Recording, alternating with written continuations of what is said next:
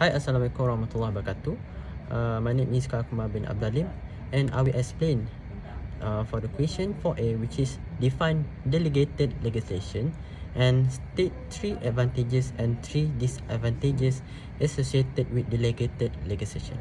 So for my answer is delegated legislation refers to law or regulation that are made by an authority other than the primary legislative body, such as the executive branch of government or specialized agency.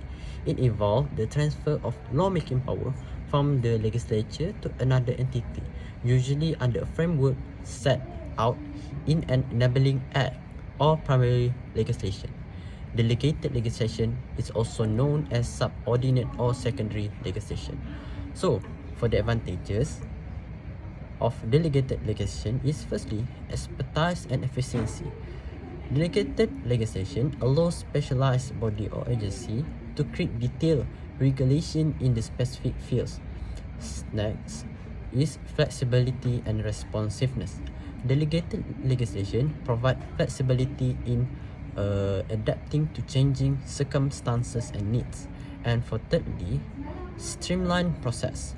Delegated legislation can streamline the legislative process by relieving the primary legislative body from the burden of addressing minor or technical matter.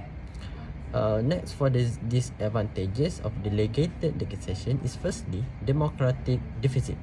Critics argue that delegated legislation may undermine democratic principles as it involves lawmaking by unelected officials or bodies. Second, potential for abuse of power. There is a risk that delegated legislation may grant excessive power to the executive or specialized body, which could lead to an abuse of an authority. And lastly, which is the lack of parliamentary scrutiny. Delegated legislation may receive less scrutiny from the legislature compared to primary legislation.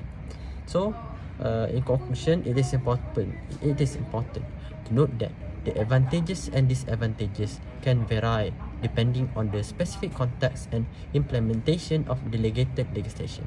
Thank you. That's all for me.